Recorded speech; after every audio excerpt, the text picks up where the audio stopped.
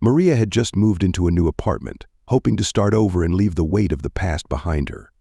The apartment itself was small but cozy, nestled in an older building with creaking floorboards and walls that seemed to retain the whispers of previous tenants.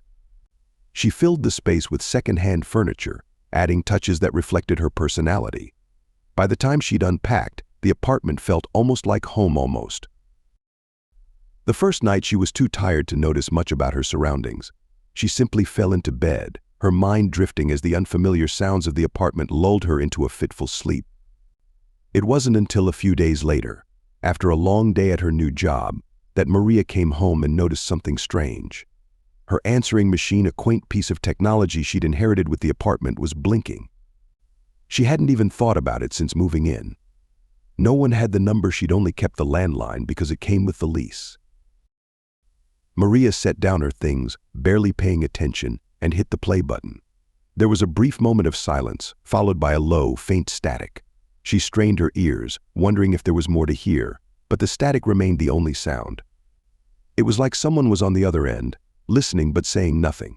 She dismissed it as an accidental call, or maybe a technical glitch, and the incident soon slipped from her mind. The next evening, she came home to find another message waiting for her.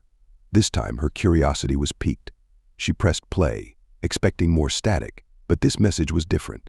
As she listened, she heard a faint, whispering voice.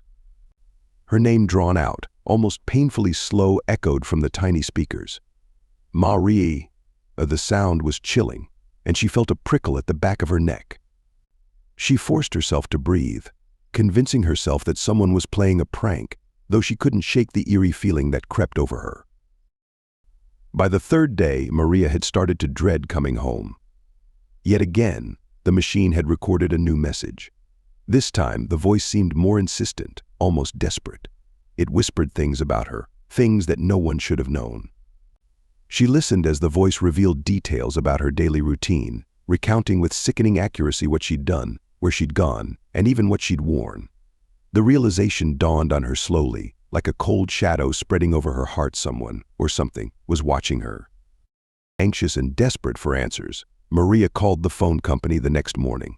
She explained the situation, her voice trembling, but the technician on the other end of the line was politely dismissive. After a long pause, he informed her that no calls had been registered on her number. Her frustration mounted, but the technician assured her that there was no sign of tampering or unusual activity on her line. She was alone in this mystery. As the days dragged on, Maria found herself growing more paranoid. She began to notice subtle changes in her apartment, things out of place, an odd draft that seemed to appear from nowhere. The messages on the answering machine continued, each one more menacing than the last. Sometimes the voice laughed, a hollow sound that sent chills down her spine. Other times, it taunted her, hinting that it knew her secrets, her fears, and her vulnerabilities.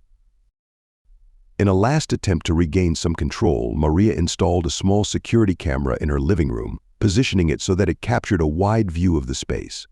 She hoped the recordings would give her peace of mind, a glimpse into who or what was tormenting her. Night after night, she watched the footage, hoping for answers, but the recording showed nothing. The camera simply recorded an empty room, undisturbed and silent. It was as if the intruder existed only on the other end of the phone line, a specter tied to her every step but unseen by her eyes. Her nerves frayed, Maria couldn't take the suspense any longer. She made the decision to leave, at least for a while, hoping that some time away would clear her mind. She packed a suitcase, moving mechanically through the motions, but her thoughts were a storm of fear and confusion. Before she left, she felt a strange urge to check the machine one last time. With trembling hands, she pressed the play button. The final message was unlike any of the others. The voice sounded disturbingly familiar, and as the words sank in, her blood ran cold. "I'm waiting for you at home," it was her own voice. The message cut out abruptly, leaving only silence behind. For a moment she stood frozen, unable to move or even think. She replayed the message, hoping she'd misheard, but the voice on the recording remained the same, her own. She didn't remember recording it, and yet there it was, echoing back at her, a haunting farewell from the ghost of her own voice. Shaken, Maria left the apartment, her thoughts spinning as she struggled to comprehend what had just happened. She didn't know what awaited her next, But one thing was clear: she was no longer alone.